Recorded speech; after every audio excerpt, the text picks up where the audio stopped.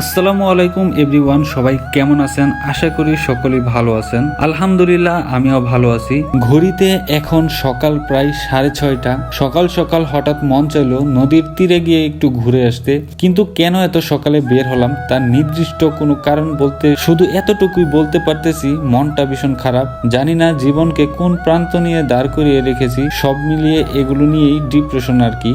So guys, এত সুন্দর রাস্তা দেখে আর লোভ সামলাতে পারলাম না, কেমন জানি আমার মন কেড়ে নিল। রাস্তা পার হয়ে আবার ঘুরে আসলাম দেখতে। তো এটি হচ্ছে পটকা গ্রামের মধ্যে একটি রাস্তা, যেটি গ্রামের আরো ভিতরে চলে গিয়েছে। কতটুকু আসতে দেখা মিল মহাশয়দের। তো মহাশয়দের ডিস্টার্ব না করে গাড়ি ঘুরিয়ে আবার চলে আসলাম। তো এই পুকুরের উপর সাদা নেট দেওয়ার কারণটা কেউ কি বলতে পারবেন? বলতে পারলে অবশ্যই কমেন্টে জানিয়ে যাবেন। গ্রামের আঁকাবাঁকা পাকা নতুন কাঁচা রাস্তা যেন গ্রামের সৌন্দর্যকে আরো বেশি ফুটিয়ে তুলেছে। কেন জানি সকাল সকাল রাস্তাটি দেখতে পেরে আরো বেশি উৎফুল্লিত লাগতেছিল। এত সুন্দর পরিবেশ দেখে আরো বেশি ভালো লাগতেছিল। সো গাইস, দেখতে দেখতে পুষ্পা 2 সিনেমার রিজেক্টেড নায়ক শেখ শাকিল এক জাগ ডিপ্রেশন নিয়ে শীতলক্ষা নদীর তীরে পৌঁছে গেল।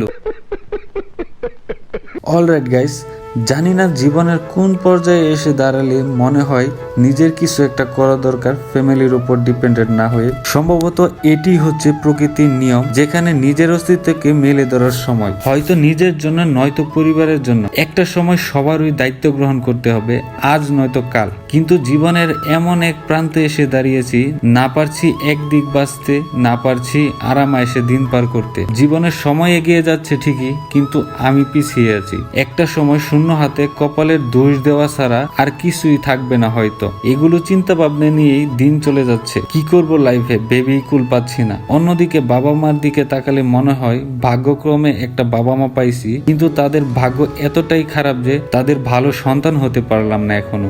আমি আমার পরিবারের উদ্দেশ্যে বলবো, আপনারা আমার পাশে থাকুন, আমার কাজে সাহস জুগিয়ে তুলুন। ইনশাল্লাহ পৃথিবীর এমন কোনো শক্তি আমাকে আটকিয়ে রাখতে পারবে না। আমিও কিছু একটা করতে চাই, আমি আমার পরিবারের পাশে দাঁড়াতে চাই। ভাগ্যক্রমে আমি আমার পরিবারের সকলকে পেয়েছি। এই ভালোবাসার বন্ধন যেন আজীবন অটুট থাকে। অলরাইট গাইস, শীতলক্ষা নদীর তীরে মনকে একটু হালকা করে চলে আসলাম শ্রীপুর। এখন সকাল প্রায় 8টা বাজে এন্ড ক্ষুধাও লাগছে। তো ভাবতেছিলাম কি খাওয়া যায়, পরে ভাবলাম রুটি খাওয়া যেতে পারে। তো এখানে রুটি আর মাংসের ঝোল পাওয়া যায়, তো একটা রুটি নিয়েছিলাম, তো এটাই খাচ্ছিলাম।